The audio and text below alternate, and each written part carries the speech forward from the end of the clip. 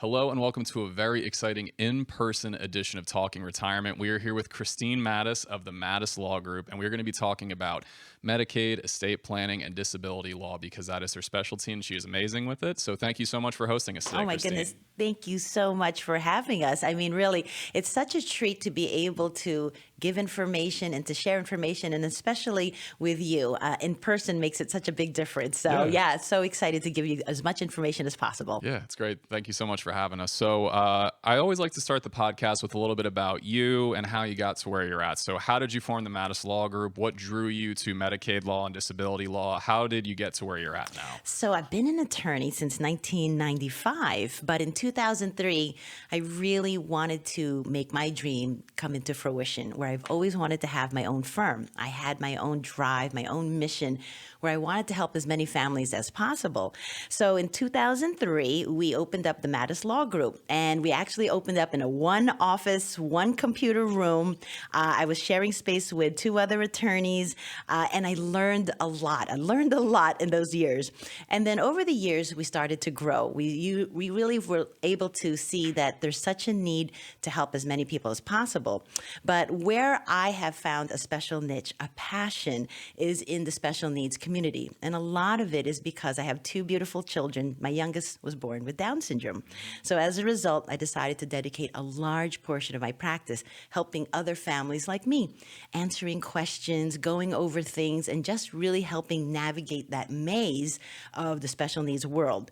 But that also helped us look at other needs that families have. So we've also been able to help those in the older community that, they have concerns about protecting assets. So we've really built on with that.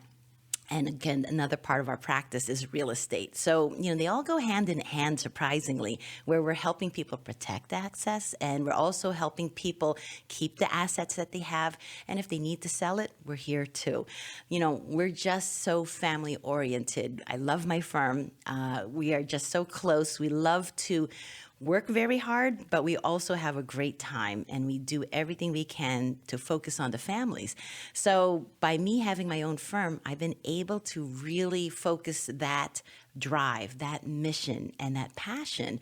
And again, it's just something that I love. I really wake up every morning and I always think, what else can we do to help more families? What are the other things that they may need? So that's really one of the big reasons why I do what I do. Oh, that's awesome to hear. And it's very noble that you're helping out these communities that often don't get the resources and the help that they need. This is a very niche. A lot of people might look at their bottom line and say, I need to focus on something that's more profitable, but it really is such a need to help people with disabilities and help seniors and help all these different people. So transitioning to that, what is it about your law practice that allows you to focus on people with disabilities and seniors, because it's primarily related to Medicaid law, correct? Is that what it is? Yeah, that's a great question. So a lot of the people that we help, they have benefits, and there's different types of benefits. One of the most important types of benefits is called Medicaid. But to get Medicaid, it's considered a government means-tested benefit. What does that mean? Well, in order to get that type of benefit, you can only have a certain amount of income. And if you have too much, you won't get it. But a lot of us feel that that kind of benefit is so useful because it will pay for long-term care. It will provide supplemental income to our loved ones who may not be able to be independent, may not be able to have that full-time job and have the capacity to be as independent as possible. So we do need those kinds of benefits. But quite frankly, to live on those benefits alone is so hard. It's very hard. It's a hard life. So what we try to do is to create tools where not only will you have that benefit, but they can enjoy a lifestyle that they deserve by preserving assets that we don't have to deplete, that we don't have to get rid of. So that is really the battle that I have seen. It's a balance of making sure we understand what are the tools that are available, how can we preserve assets, and how can we make sure they just have a good lifestyle, a condition that we want everyone to have.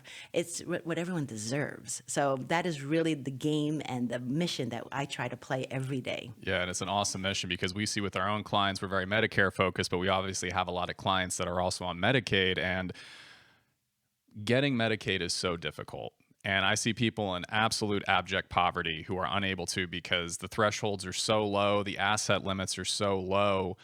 And it's heartbreaking because you want these people to have dignity and have the care that they need and everything like that. So what are some of the tools at your disposal so people can maintain that Medicaid status without going through all their assets and everything like that? So thankfully, we have tools and we have options a long time ago. And I'll tell you, before 1993, there were techniques that people would do that were not perfect, but it was things that they could think of. A lot of families, if they had a loved one with special needs, a disability, before 1993, they would say, maybe I'll just disinherit them, Chris.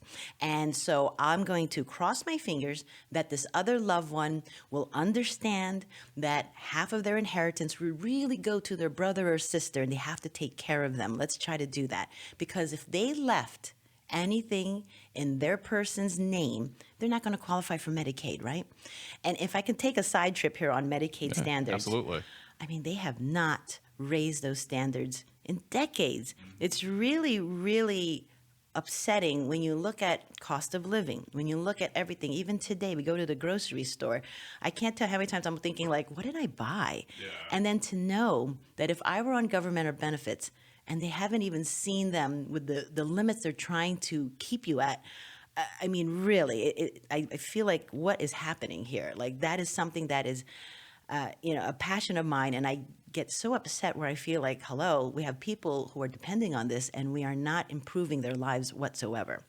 So the tools before 1993 was really, taking things out of your name, disinheriting kids because you feel like if they have it in their name, they're not going to qualify for these benefits. And if we can remember, Medicaid typically, and I'm talking in general terms because we can get really technical, for a single person, you can't have more than $2,000 in their name. For a couple, $4,000. My goodness, that's just, and go back 10 years, 15 years, that was the same number. I mean, Yeah. really, it's like, that doesn't make sense.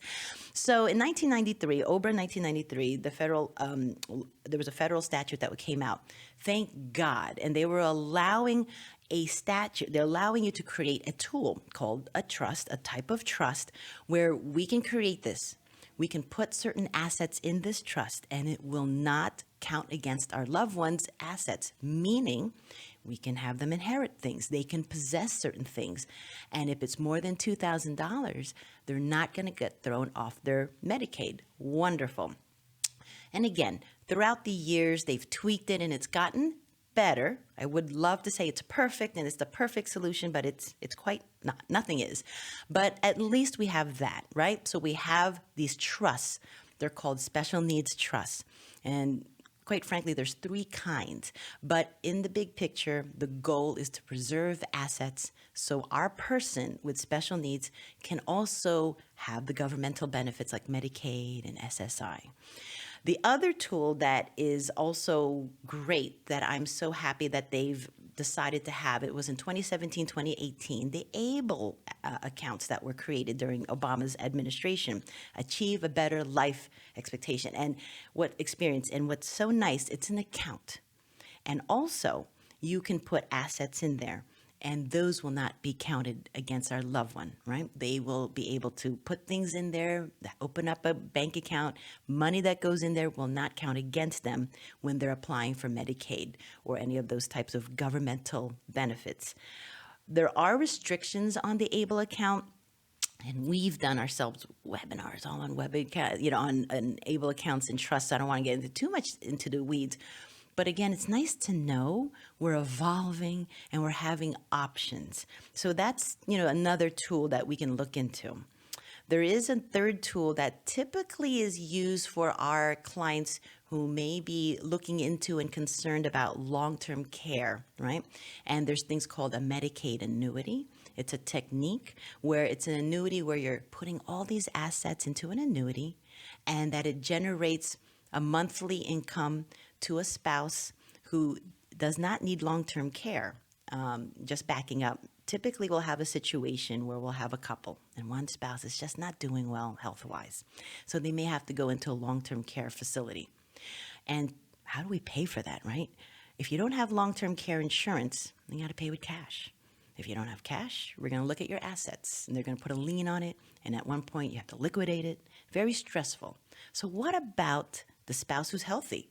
That spouse is like, well, hello, I don't want to liquidate all my assets. I'm okay and I'm still here. So, one technique, and it's not for everyone, is a Medicaid annuity, where we're putting certain assets in this annuity. So, it's going to generate income to the healthy spouse and yet help qualify the spouse who needs long-term care because we're taking all of that assets out of their name.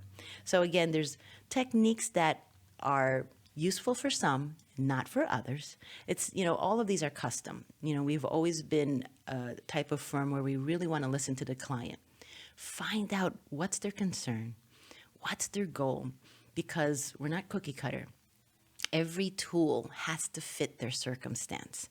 But what I'm always excited about is when they come to us early and we can talk about it and we can go over all the options. That is my pleasure to do, because then we can really decide what's the best action tool for this family. Because when they do come to us late, oh, it's so stressful. We always help them and we will always find a solution. But my goodness, the stress level, Ken, I'm telling you, it's high, and it's even the comprehension, because there's you could tell already, it Yeah. can get complicated. And when you're stressed, it's hard to digest. And when you're feeling you don't have enough time, again, hard to digest. So I always encourage families, keep getting as much information as possible. Listen to this podcast, Yeah. do as much as you can to educate yourself so that when you do talk to a professional who does a lot of these, you can have a really good conversation and really feel comfortable with whatever action you need to take. But those are just some of the tools that we would be able to help them with and that they should really think about. But it's good. Yeah, no, absolutely. And I think one of the things we find is not a lot of people want to have the long-term care conversation, the what happens if I'm in a disability conversation, because it seems something so far away and maybe it's very emotionally charged. But like you said, if you're in a situation where this is happening, this is already going to be incredibly emotional and stressful. If you're adding on now we're working backwards to try to create a legal plan for you, it's only going to add to that stress. So how do you broach the subject with people? How do you get people to take this seriously if they're thinking about, maybe I don't want to talk about it. Maybe I'm assuming my kids are going to do this, but your kids are assuming something different. How do you get people to actually take this seriously years ahead of time? It's a great question, Ken. And what I've seen over the years is that one is you talking about death, illness. It's almost taboo. You always feel like, oh, if I talk about it, maybe something bad's going to happen. The other side of it also is that sometimes it's just so complicated and you feel like, I don't have time for this. We always think we have time. And one of the things that I've always tried to emphasize to my families is that time is such a luxury. That is the one thing we can't take back. And so we have to make it as useful as possible. So a lot of us should be concerned about looking at our older parents, looking at our loved ones, and really thinking about the whole picture. We have insurance for our home, we have insurance for our car, and these are things that we invest in because we're afraid if something bad happens, we're protected. So looking at your estate plan, looking at long-term care planning should really be thought of in the same way. But here's one of my theories. When we were younger, we've gone to doctors and dentists all our lives. So we understand how the process works. We understand that there's an importance of being checked up and to talking to your doctor. It is rare that you're going to an attorney at that stage of the game. A lot of us go to attorneys and to professionals like us later in life. And by then, we're not used to them. We don't even know how to speak to them. We don't know the process. So it's easy to put off. So I do feel there's a conditioning that we have to start young. We have to tell people, you have a doctor, you have your finances. I mean, those are big deals in your life we have to take care of. But I do encourage families, you have to be an open conversation. It's not taboo. It could be cultural, but we have to keep thinking about it because all of these things, they have to pass one way or another to a loved one or to an entity, but you want it to be passed as quickly, as efficiently as possible. Without any planning, It will eventually get to probably who it needs to get to or to someone, but it's going to take time. It's going to take a lot of money, and it definitely will be an emotional investment that is not necessary. So I do think it's a lot of education, Ken. It's something that I've always thought about, that why is it that people put this off? But I do feel there's a lot of cultural issues, a lot of pre determined issues where people think that I have time. And sadly, we really don't know. We really don't know. Many of us have been shocked when we hear of a young person passing away. We read in the news of people that are like, oh my gosh, we just saw them. Or even loved ones are like, what happened to them? And again, I'm telling you, we don't do a lot of litigation in our firm, but the ones that we do handle are people who didn't have a plan, maybe tried to do it on their own without any professional guidance, or had a plan but never had it updated. Those are really common issues. So I do think communication, shows like yours, putting it out there, just having people constantly think about it. And one of the last things I've always said, that if you don't plan to have it, then you've decided not to have it. I mean, you have to make a decision. It's really binary, yes or no. Do you want a plan? Good, let's do it. Do you want a plan? If you don't do it, that means your answer is no. And then you gotta then be ready for the consequences. That's really it. Yeah. Yeah. We talked to a financial advisor on our last episode of the podcast, and he said, set aside some of it now or get rid of all of it later. He said, if you don't think about it now, it's going to end up really consuming your finances and your time and everything. But we find we're in our 30s. We have a lot of friends that are getting married, having kids, and we always want to talk to them about life insurance, and it's just not something they can talk about. And a lot of times they say, I'm just scared of death. And it's like, you don't realize that something might happen, and if you're not prepared, you're working backwards, and it's going to overwhelm you in the worst possible way. I also think there's a lot of misinformation. I mean, the word insurance sadly has some bad connotation. The word lawyer has a bad connotation. I mean, what do you do about that? And so again, it's all about just being educated, and the more and more I read about insurance, whether it's life insurance or any type of, the more I realize, gosh, these are valuable tools. I'm a big believer in insurance. I know a lot of people don't, but there's many kinds. So I think the blanket remark, I don't believe in insurance, I don't think it's useful, I think that is not helpful, because there are so many different kinds. But life insurance in itself, there's so many different kinds. But I really highly recommend that people look into it, because we've had situations where couples come in, one spouse passes, and the other spouse realizes, goodness, we don't have life insurance. I got to still pay the mortgage. We had kids who were going to go to college. Now what? And insurance would have been a great way to pay off the mortgage, to help put money away for college. I think sometimes people are thinking small, where they'll say, I have insurance, Chris, I'll pay for the funeral. That's great. But there's other things you can use it for, and it's all about education. It really is. But, I think the way you've worked also is that every type of insurance really should fit the goal and the type of person, right? Because I've heard people say, like, oh, I went online and I got insurance right away. And I cringe, because I feel like no one spoke to you. How do you know what you know? Right. Yeah, it can be crazy for us. I remember going to someone's house, and I'd pretty much lined up a plan for them for their Medicare, and then their sister came in as well. And the sister was trying to push her plan and saying it's much better. And I said, did you know that there's a $10,000 out-of-pocket max on your policy? And I just saw her face drop. And it's things like that. A lot of times in our industry, unfortunately, the most profitable thing for the broker and the insurance company is not the best for the client. So a lot of people get the wrong thing for their specific needs. I'm sure you see it in the legal field to a degree as well. 100%. A lot of times we'll have clients who either have an idea, they'll read something online, and it just happened yesterday, where they're saying, Chris, I'm thinking that I need this type of trust. And I said, what do you think then? And they'll go over everything. And I said, well, let me get some more information. And at the end of the day, I said, I don't think it's going to be good for you. I don't see where this is going to help you, depending on what their goal was. And, for me, sadly, if they really didn't know, and I feel that if they're with people who may not know enough or not have the best of intentions, if that person had said, yeah, you better get a trust, they'd do it. And then later, I like to sleep at night. I would not want to be in that position where someone looks at something and say, like, why do we do this? Oh, I don't want that at all. No, it's got to fit. It's got to make sense. And then I got to sleep at night. So Yeah, those it's are my good. It's good you criteria. actually have that mindset because not everybody does. I want to kind of come back. We talked about in 1993, trust started to help with Medicaid, then the ABLE Act happened. We're making progress, but as we see every day, it's definitely not there to take care of whether it's seniors or people with disabilities. What kind of legislation do you want to see, whether it's state level or federal level, to help fill these gaps with these people? Well, one of the things is raise the limits. If we can go back to why we even have these trusts, it's because we have benefits that people need to apply for.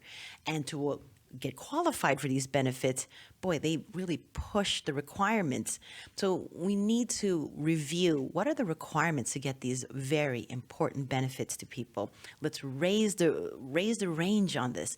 Let's review what is out there, the cost of living. Also, let's also review the whole mechanics of these benefits.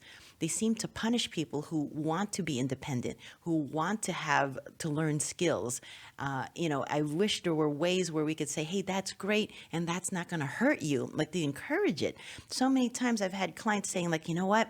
They have a workability program, meaning you can work, earn a certain amount of limits so we don't lose benefits, but there's still requirements for it. And we still have to make sure we're within the limits. And again, I'm glad we have that. But in the big picture, I feel like people are being limited, and we should be a society to encourage independence, to encourage to be the best person you can possibly be. So, I wouldn't know specifically what we could do, but I really feel it needs review. This thing has not been on the top of anyone's list. No legislator, no one's, and sadly, because again, the misconceptions about the disabled and the misconception of the older population, people always thinks in limits and not thinking of the possibilities. I'll tell you, there are a few places that are now popping up, which I'm so excited about, where people are employing people in the special needs community. Because they're realizing that, hey, they can do things that, before the ABLE Act and before the trusts that were created, there was a requirement that if you wanted to create a special needs trust, it could be anyone except that special needs individual. Because they have that misconception that meaning if you're special needs, that means you must have no comprehension. You must have no capabilities. Not really recognizing that there are many different levels of special needs. And so now they released it, and that there is a type of special needs trust where now the special needs individual can also create it themselves. But they didn't have that before, Ken. And Yeah. it was almost obnoxious in my head. I felt Yeah. like when they decided that was possible, I said, yeah, of course, please. Yeah. And it was, yes, I know it's a win, but it just felt like, gosh, it took this amount of time to realize, hey, you mean they have capabilities too? Yeah, they do. Yeah. They do, Yeah. It's So like you don't have to treat them like kids, they're so I really feel they need strong advocates who are out there, and there are. God bless the people who go down. I know a few attorneys who go down to D.C. and really lobby and try to make differences. And sadly, the people in power, I do feel that we haven't really made bigger strides. We do make strides, but like you said, they need to review these limits at the very least. My goodness, 2,000, 4,000. What is Yeah. that? It's crazy. So we've been talking a lot about protecting assets. And I think to give some context, one of the main reasons you have to protect assets is because of two things. When you're about to go on Medicaid, there's this thing called the Medicaid spend down. Can you allude to what the Medicaid spend down is and why it's so important in this process? Absolutely. And that is probably one of the most important aspects of planning when we're thinking about long-term care. So again, when we think about long-term care, we're thinking about a situation where someone may be very ill, that it's not possible for them to be in their own home. So they may need to be in a facility that gives them that round-the-clock care, that intensive care that's needed that the spouse can't do or not even a caregiver can do. So, and as we all know, these facilities cost money.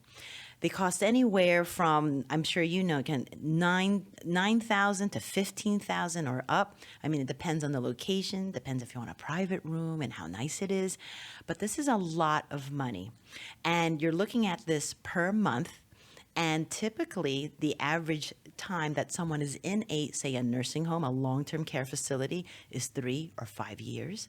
I mean, one of the nice things to know is that medical technology and medical exploration has make us live longer in one sense, but then the other sense is that if you are in these facilities, we really have to account for that longer term being in there.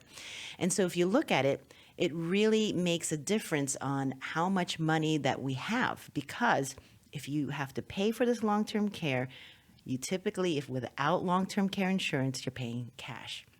So what we're always looking at when clients come to us, we want to make sure, are they aware that there may be a long-term care situation? Are they concerned about that?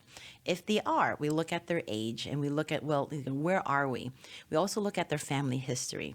Sadly, if you have a family history, we have loved ones who've been in long-term care facility, the chances are that it might happen to you. I'm not predicting it. I'm not saying it's 100%, but you do have to take that in consideration. So now when you look at that, you got to think about, all right, so what are the assets I have if I don't have long-term care insurance? Can I pay for it and for how long? And if I am going to be in this facility, it's going to drain my assets. And then what happens with things like my house? Do I have to sell it, Chris? And sadly, those objects, those assets will be in jeopardy. So what we try to do is plan ahead, because Medicaid can pay for your long-term care, but they'll only come into play when, sadly, without any planning, when your assets are depleted, when you have no more assets and they've reached a level of, say, 2,000 or 4,000 for a couple, and there are exceptions. There are certain assets that are not countable. But let's just talk in general terms for now. Then you'll qualify to be in a long-term care facility and have Medicaid pay for it. And let's just clarify too, a lot of times people get confused. There's like, doesn't Medicare pay for long-term care? And I'm sure you get this question a lot, Oh right? my God, yeah. And it's very important that we understand the terminology, because I hear that quite often where people will come to me and say, Chris, can we talk about Medicare? And I'm thinking, okay. And I'm not sure if they want to talk about Medicare. And the more we speak, I'm like, oh, you want to talk about Medicaid? Two different types of benefits, right? Medicaid is all about your assets. So what we need to plan is to say, okay, if we're going to be in a long-term care facility, we need to know what are the assets that we have. And there are times where we can protect a certain amount of assets. We can build a trust and we can put a certain amount in there. I am not saying we put everything. Every person is different and every need is different. So that's the first thing, that everyone should not be afraid to think about these types of trusts, because a lot of them think, I got to put everything in it. Yeah. I got to put everything in it. No, you don't. But we do want to plan that how much can we spend and how much can be put into the trust. Because what comes into play is something called a 5-year look back. When I create a trust, I can put things in it. And after 5 years, whatever's in that type of trust will be protected, will not be countable, will not have that person be forced to use it to pay for long-term care. And the benefit is that they can make sure that asset that's in that trust can go to their loved ones. That was the plan. So it's a lot of looking at how much is involved, what can we put into this trust, and the timing of things. Because if we do this too late, a lot of times these trusts won't work the way we want it to work. There's penalties that we have to take in consideration, and sometimes we're fine with that. So we'll have clients that really plan it out, Kim. They'll say, listen, Chris, this is how old I am. I anticipate that because of my health, something is happening. I may need to be in a facility, but maybe say in 6 years. Well, then we better build this now and let's see what we're going to put into it. Or they might say, Chris, looks like I might be in a facility and it might be 3 years. Okay, if we build it now, do we have at least 2 years to pay for the facility before the trust kicks in? So what my advice is to a lot of people is that you need to go to practitioners who look at the big picture, who understand the concept of the 5-year look back and the tools that are available, and the reassurance that we're not putting everything in there. Because quite frankly, not everything can go into this type of trust. There's a lot of things that you need to be aware of. I mean, we just had a client yesterday. He was thinking about this long-term care trust. We're talking about it. But then when we realized what kind of assets that he had involved, it really was not a good idea. I'll share with you 401ks, IRAs, those are the type of assets that you don't want to put into a trust. Why? Because when we put something into a trust, we have to rename it. And with a 401k, an IRA, when we rename it, it's considered like a cash out. And what happens is there's a big tax hit. And it's very rare where I feel it's worth it. It may be in my career, I've seen it once, where we've said because of the amount of money in that IRA, they were still willing to take the hit and let's put it in the trust. That's only happened once. So for the most part, I've always said I am just one person in your team.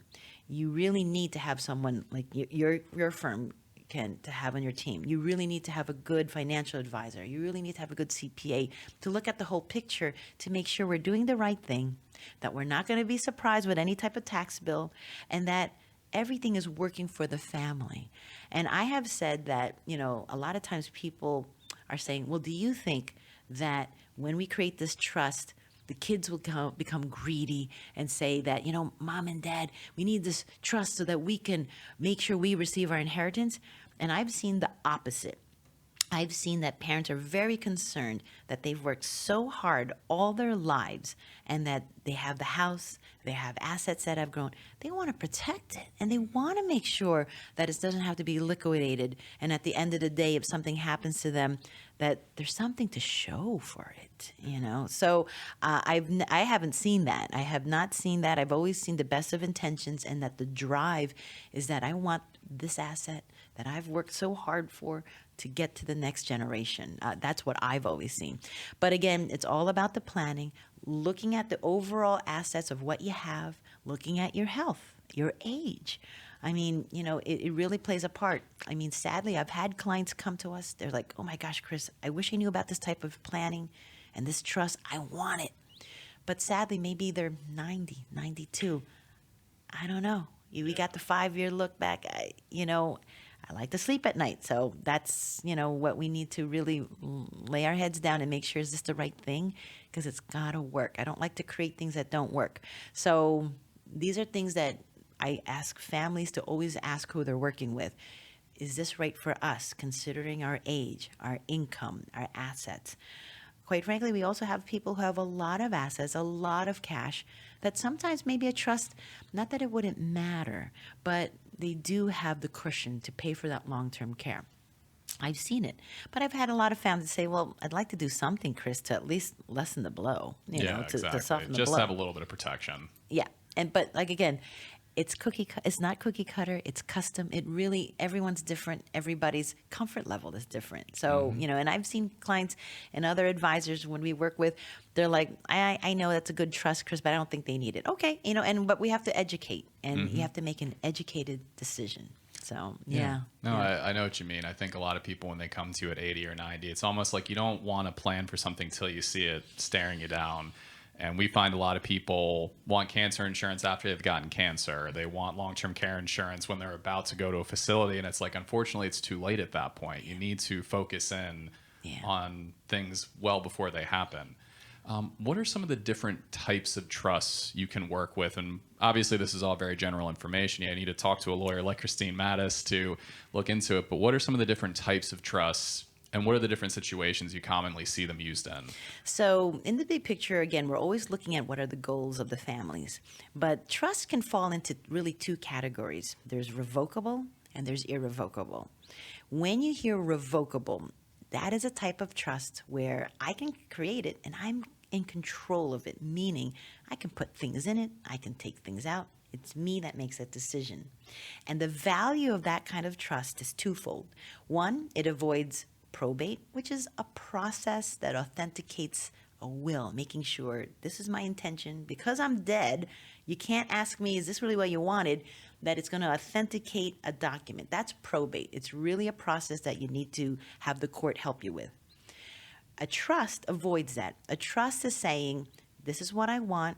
No need to get a court involved. This is clearly what I want and who receives it. It's a much quicker process. It's a more efficient process. And again, it's not for everybody, but for the most part, when we explain what it does for families, 90% of the time can people think there's a value to it because they don't want their loved ones hassled going to a court. And again, I've always said in New Jersey, probate is not complicated. It's really almost not even expensive, that minor portion of getting appointed as an executor, which is a person can control your estate. But it's still a process. Whereas a trustee, who is the person in control of a trust, really has a lot of leeway and it's more efficient. The second thing that a revocable trust does is that it gives you privacy. Anything I put in this trust, who gets what, who doesn't get what, when they get it, what they get, is all private. Nobody needs to know. And I have a lot of clients who love that. Like, that's great. They don't need to know all my assets. They don't need to know my kids are going to receive it and this is the name of my kids and this is the age you're going to receive it. And I find that that is so valuable because a lot of times people don't realize with a last will and testament, once that's probated, it becomes a public document. Anybody can get a copy of it and find out, here are all your assets, here are the people involved, and here's the age that they're going to receive it. Oh my goodness, I feel like that's just asking for bad things to happen. So, we've always told people to maybe look into at least a revocable living trust. Now, the other type of trust is called irrevocable. That will give you protection for assets, will help you if you have a tax issue, will help protect assets from judgments and creditors, and the privacy, and avoid the probate. So as you can probably anticipate, the irrevocable trust gives you a lot more, but it's a little bit more complex. It's a type of trust where we are appointing a trustee that will not be you. 99% of the time it's not you. There are some that have it, and depending on our goals.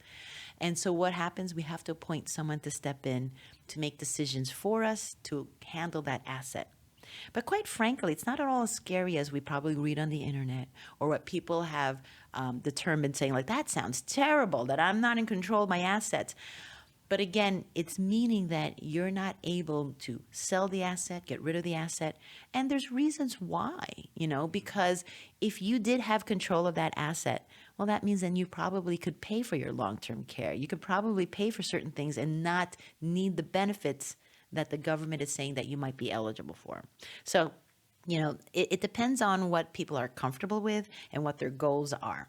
So when you have an irrevocable trust, it does give you a lot more, and you need to be careful about that, because I can't tell how many times people have asked me to review their trust, and I always ask them, so what do you think I was going to do? And they'll say like, oh, it was going to help me protect my asset for long-term care. And I look at it and I go, ooh, this is a revocable. And then I have to educate and say, if you want that trust, we have to create something else. But this revocable does have good things, but it's not going to protect your asset for long-term care. So for anybody who's watching this and listening, if you have a trust, you should take it out, take a look at it, and make sure you see the word irrevocable somewhere or have it reviewed by a professional, just so you know.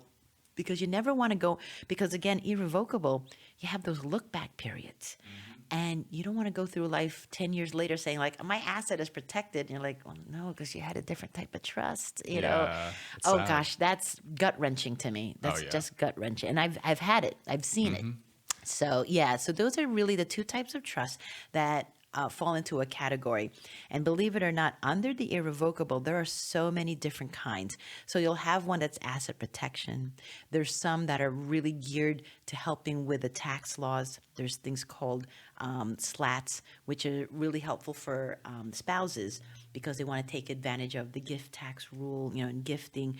And so these things can get very complex, but there are good things. And what's important is to know that when you go to practitioners who do a lot of this, they'll be able to lay out all the options and be able to explain to you why this might be the tool for you to look at and maybe not proper for you.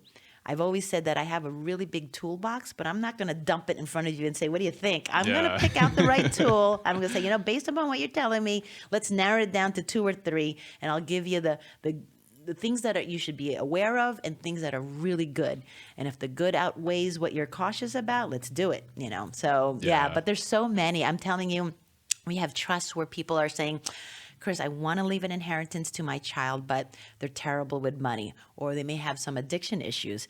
So there is a support trust that we can create where we say, listen, it's their money, but we're going to have someone else in charge who can just determine, yeah, you could use the money, but we're not going to blow everything down in Atlantic City. We're not going to blow it all in Las Vegas, that they can measure it. So again, I've always said to clients, tell me what you're concerned of. And if it is really so much that it's keeping you up at night, I bet I have a trust for you that might help you solve that issue. Yeah, no, it's good to hear. We give the same Medicare education to everybody who steps through our door. And I always say it's kind of like a Rorschach test. Once I give it to you, you kind of know what lane you want to go down when all is said and done. You're obviously very passionate about disability law and, taking care of your son who has My Down daughter. syndrome. My apologies. It's all good. All good. But what should people know about disability law if they have someone who has special needs? Like, what is the start of that process? And then what are some of the steps along the way? So I think a lot needs to be looking at the individual. Just because they have a disability may not mean that they need a special needs trust right away or need other things called guardianships and things like that. A lot of it is being with that loved one and being on their journey. And sadly, also looking at the whole picture of where do we think we see ourselves when they're 18, when we're not here. And, again, a lot of times it could go down a path where we're saying like, hey, not what I thought, and we're in good shape. Or at least saying, like, hey, this is what I'm anticipating. So let's head it off at the pass and let's start to put certain tools in order. What I think a lot of families need to know is that there are resources. A lot of families I have helped were pretty shocked to know that there was something called a special needs trust. We're pretty surprised that they're like, hey, I think I have to have something called a guardianship, which is paper that appoints an adult to make decisions for another adult. And just knowing all the information out there. Take advantage of the internet, but to a point. Make, gather information, but verify with an actual human person. Yeah. Because then you'll know that this is the right information. But you want to also go with people who do this a lot. We don't want to go to general practitioners. And I feel that, this is such a complex area of law. It changes quite frequently. And the consequences are really severe if you don't have it properly created. We can lose benefits. We have to pay back money. I mean, I've had clients say, like, we were receiving benefits and something went wrong and now we have to pay back. And I'm like, so you want to make them comfortable, but you want to make sure you're going to people who do quite a few of these, a lot of these actually. We do hundreds a year, and so we're up to date with the law. So that's who you want to be working with people who are looking at this. But what I've always felt is that you don't want cookie cutter. You don't want to look online and say, here's a form. It says, I don't know, disability, says special needs. I think I should use it. It has the word irrevocable. I'm going to use it. And that's dangerous because, again, sometimes the internet is made for the country. It's made for the entire planet. And we have to narrow down what state you're in. If you're in New Jersey, you need a particular set of papers. If you're in a certain state, and we're very blessed and grateful to have a network of people, even around the world, so that if we do have people, we have people call us from Germany, from Europe, saying, we hear you do special needs planning. I go, yes, but not in Germany, but I'm going to connect you with someone that we know, or at least lead you in the right direction to know what kind of the questions we should ask. Have you done these before? How often do you do this? And those are the really important questions we think families should be focused on. But, for me, talking personally, the journey started very early where I felt like, I want to make sure we have everything that we should have for our daughter, because I never want to be in a position where I feel like, oh, I wish I knew that. Or, wow, we just spent all this time wandering, maybe spending a lot of unnecessary funds, time, and stress, where we could have gone to professionals who do this a lot. But it's a lot of educating ourselves and opening your eyes. Facebook, I'll share with you, is so useful now. You have all these groups that they'll have the Down syndrome for mommies groups. They'll have the autism warrior groups. These are very, very good groups where you have parents coming together. We have our own special group. It's called the Special Needs Resource page on Facebook, where, we just share information, parents sharing ideas and their experiences. And that goes a long way. I think before Facebook or the internet, it used to be support groups. So you would trying to look on, I guess, in the phone book. I feel funny saying that, Yeah. and maybe your pediatrician will have ideas of who to go to, that you can talk to other families and share resources. And there's still wonderful groups out there. There's FRA. There's so many wonderful groups, and that really helps as well. But I feel like the internet can do a lot of good, can do bad, but that's one of the good things, being connected with families and other really reliable resources that have been around for a long time. Yeah, I find that just knowing there's other people that are going through what are going through can be a huge weight off your shoulders. And just, okay, I have people I can lean on. They've been through the same situations I have and everything like that. Within your Facebook group, how have you guys been able to help people out? Do you kind of give little advice and everything like that? Like what's kind of been the Yeah, I like purpose of to it? make them alert of events that are coming up, newspaper articles that I've read, and to just bring alert to it. We have some professionals that are in there, therapists, ABA groups, who indicate, some of the latest news that's out there. We also love to give our clients information about webinars that we're doing, and also telling them, if you missed it, I'll send you the link. I'll send you the recording, sharing the most up-to-date news and legislation, and trying to get as much information. It's all about education. Really, the purpose, Ken, is to give them information that I was always looking for, saying like, hey, here it is. You don't have to scour the internet and try to figure out, is this the right information? Is this for me? So that's what I really try to do. And also, other fun things. We have so my daughter loves dancing. So her dance group, who focuses on kids with her situation, focuses on all their shows, how to enroll, and some of the wonderful things that they do. We have dietitians who are there giving up good information about, the latest trends and how to help, but a lot of it's also just encouragement and motivation and just support. I Yeah. think that's really the big thing. It sounds like such an amazing resource. You mentioned the good on the internet, like your Facebook group, like these support groups. What is some of the misinformation you find on the internet as it relates to disability law and Medicaid trust and all these things? Like, what are some big myths you would want to bust? I think one is that the special needs trusts, there are different kinds. A lot of times people don't do it because they think that the government, if sadly something happens to a loved one, anything left in the trust the government will take. Well, that is one type of trust, but it's not all the trusts that are out there. There are many trusts that the government has no say, will not be able to touch the funds in there, and that's important to know. So that should not stop them from pursuing and exploring a special needs trust for the loved one. Another thing is that these trusts are useful. Sometimes people think they don't work. I've actually met practitioners who've said that, like, I don't even think they work. And I'm thinking, like, my goodness. I said, oh, they do. We've had great situations where clients are so grateful, saying, my goodness, it's a good thing we had this trust, Chris, because then they could qualify for housing, qualify for these benefits, and I can leave them an inheritance where if they want to go on vacation, get an iPad or whatever, that they can do that and not say, like, oh, we only have a little bit of our budget left. That is a wonderful thing. So that these trusts do work.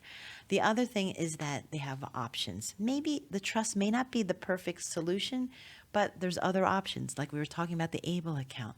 Because a lot of times people think, well, if you don't have a trust, then you're sunk. Not necessarily, because it may not be the right fit. Yeah. It may not be the thing that they really need. And again, one of the other misconceptions I've heard is that there only has to be a certain type of disability to get these trusts. Not necessary. No, not necessary. Because I think it's educating ourselves that the word, and I've always struggled with this, quite frankly. Do we use the word, typical? Do we use the word special needs? Do we use the word disabled? And I've always felt that we need to use words that are comfortable to you, that you feel comfortable using. And I feel that when people use the terms, I don't think they have any malintent. I don't think they're using it in a way that's being obnoxious or insensitive. I think sometimes we all grow up with a certain term that we are used to, but I think the intention is good. So, and I'll share with you, it's been a struggle, that we sometimes use the word disabled. Sometimes we've had families that don't like the word special needs, and I am very respectful of that. But I do realize that every family is different. So I do think that's another misconception too, is using the terminology, and that if you do use those terms, that you're not being insensitive. I think it's just what you're used to. And also a lot of misconceptions of the families that are involved, that a lot of the families do want their child to prosper. They want them to. Nobody wants to just be on benefits. The families that we've helped, the idea of getting on benefits, well, it's something that they know may have to have happen. But if they had a choice, no. That, Yeah, they really exactly. don't, but you hear a lot of sometimes sadly ignorant remarks that, Hmm. like, people living off the system and they're just lazy. No way. No No, way. not Yeah. at all. No, I haven't seen that at all. No, thank God. I've never, ever, ever seen that.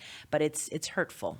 It's Yeah, hurtful it to can hear. be. Yeah. Absolutely. Christine, we really appreciate you not only having us in your office, which is beautiful. You can get this great view of Tom's River right here.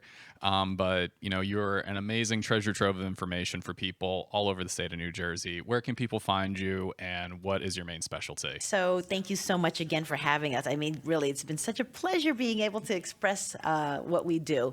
So we have 3 offices. Our main office is in Toms River, but we also have an office in Red Bank and in New York.